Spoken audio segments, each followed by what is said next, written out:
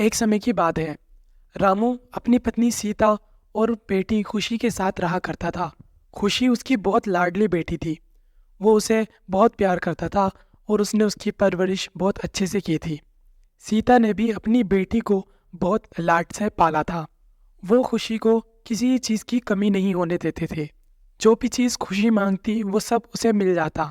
वो अपने माता पिता की एक लाडली बेटी थी। ऐसे ही उनकी ज़िंदगी बहुत अच्छे से गुजर रही थी।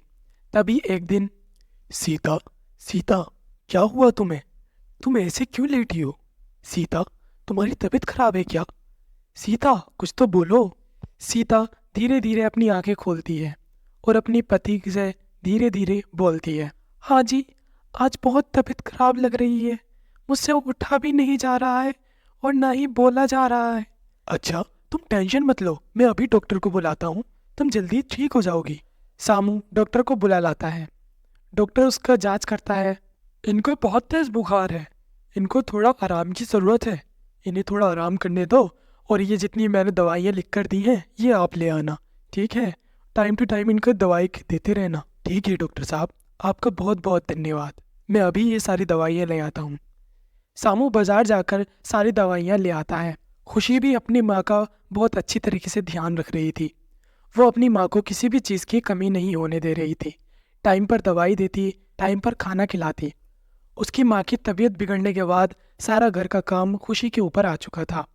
अब सारा काम खुशी ही करने लगी थी। घर का खाना बनाना, झाड़ू बर्तन करना, ये सब खुशी ही करती थी। सामू सुबह ही काम के लिए निकल जाता था और शाम को वापस लौटता था।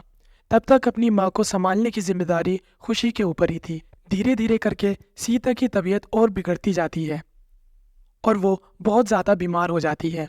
शामू के पास इतने ज़्यादा पैसे नहीं थे कि वो उसे बड़े हॉस्पिटल में एडमिट करा सके। शामू सुबह को मजदूरी करने जाता और शाम को लौट कर आता। जितने उससे पैसे मिलते उसी से ही वो अपना घर का खर्चा पानी किया करता था। पैसे न होने की वजह से और सीता को अच्छा इलाज न मिलने की वजह से सीता की मृत्यु हो जाती है। सीता की मृत्यु के बाद खुशी अब घर पर अकेली रहती थी। शामू सुबह को काम पर जाता और शाम को लौटता। तब तक खुशी घर पर अकेली रहती थी। खुशी को देखते हुए शामू से गांव वालों ने कहा, अरे भाई शामू, हमारी बात को ध्यान से सुनो। खुशी बिटिया अभी छोटी है, वो इतने टाइम तक घर पर अकेली नहीं रह सकती है। इसीलिए हमारा ख्याल ये है कि तुम अब दूसरी शादी कर लो। अभी वो इतनी बड़ी नहीं है कि वो घर का सारा काम उठा सके। उसे दूसरी माँ मिल जाएगी तो उसका थोड़ा काम हल्का हो जाएगा। शामू दूसरी शादी करने के लिए राजी नहीं था, लेकिन खुशी को देखते हुए और गांव वालों की बातें सुनकर वो दूसरी शादी कर लेता है। वो दूसरी शादी पूनम नाम की लड़की से करता है। पूनम को वो घर लाता है और अपनी बेटी से बोलता है, खुशी बेटी, ये तुम्हारी नई माँ है। आज से तुम्हारी यही माँ है और तुम्हें इनका ध्यान रखना है। ज़्यादा इन्हें परेशान नहीं करना है तुमको। ठीक है पापा, मैं नई माँ को बिल्कुल भी परेशान नहीं करूंगी। मैं उनका बहुत ध्यान रखूंगी। ऐसे ही कुछ दिन बीत जाते हैं। खुशी और पूनम बहुत अच्छे से रह रही थी। पूनम खुशी को माँ की कमी महसूस नहीं होने दे रही थी और खुशी भी अपनी माँ का काम में हाथ बंटवाती और उन्हें परेशान नहीं किया करती थी। लेकिन ये सब ज़्यादा दिन तक नहीं चला। जैसे ही पूनम की अपनी बेटी हुई वैसे ही उसके रंग बदल गए और वो अपनी बेटी को ज़्यादा प्यार करती और खुशी को अब वो सुतीली नज़रों से देखने लगी थी। अब वो खुशी से ही घर का सारा काम कराया करती थी और उसे बात बात पर डांटा करती थी।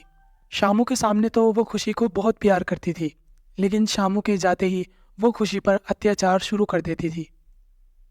क्या होगा आगे स्टोरी में? खुशी अपनी सौतेली माँ के अत्याचारों से कैसे बच पाएगी? ये सब देखने के लिए देखिए एपिसोड।